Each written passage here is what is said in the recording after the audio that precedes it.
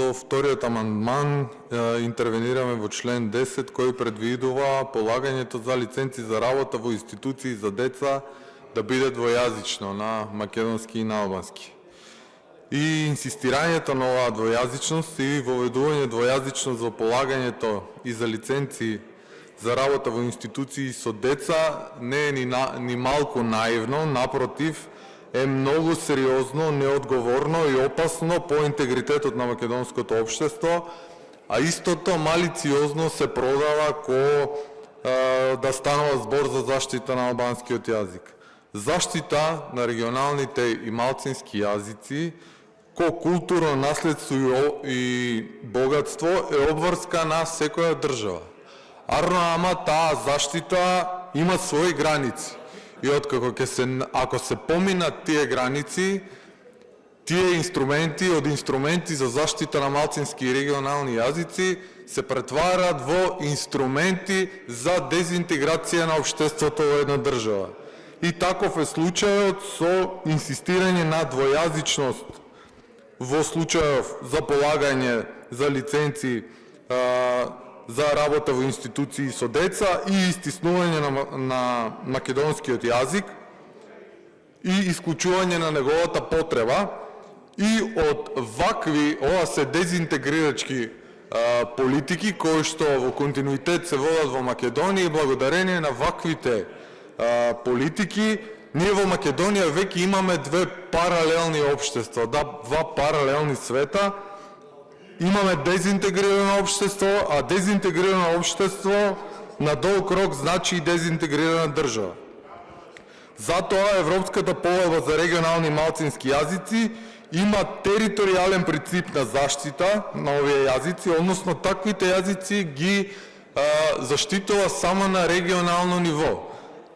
Не преминува кон истиснување од потреба за користење на службен јазик на држава. Затоа Одборот за образование, наука и култура на Европскиот парламент вика дека основен предуслов за интеграција на едно општество е децата чиј мајчин јазик се разликува од службениот да го учат и секојдневно да го употребуваат. Ние во Македонија што правиме во континуитет?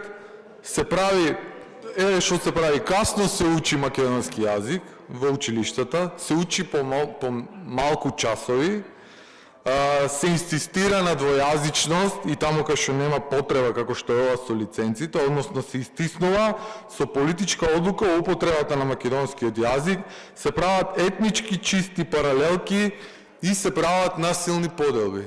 И што е наредно сега од ова, воспитачките да може да полагаат на албански, да се истисне потребата да го користат македонски, правење албански градинки, посебно македонски градинки, посебно албански училишта, како што тоа сега се прави. И што ги делиме децата уште од бебиња. И очекуваме тие такви луѓе кога ќе пораснат да не се гледаат низ нишан. Напротив, нас не ни требаат вакви дезинтегрирачки политики.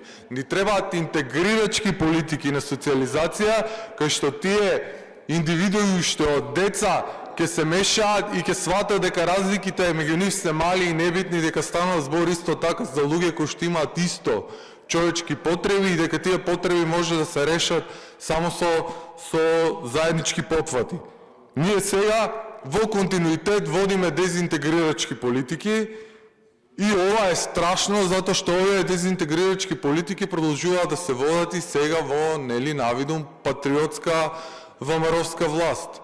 И ова е по-страшно затоа што например СДС на крајот на мандатот веќе не се ни криеа, ни кажуваа што ни прават. Оваа власт му крие на народот, му глуми патриотизам, народот не е на штрек, го спушта гардот и ваквите дезинтегрирачки политики поминуваат без никаков отпор. Ова е поголемо предавство од тоа што ни се случуваше со претходната влада. Еве и сега се дефокусира.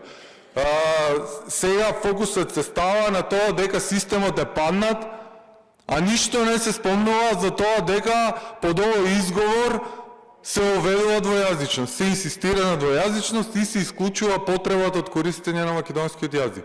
Ова мора да престане, ова на долг рок не носи ништо арно и затоа ние со овој амандман интервенираме во член 10 кој што предвидува двојазичност, ние предвидуваме да се брише двојазично и да остане полагањето само на македонски јазик.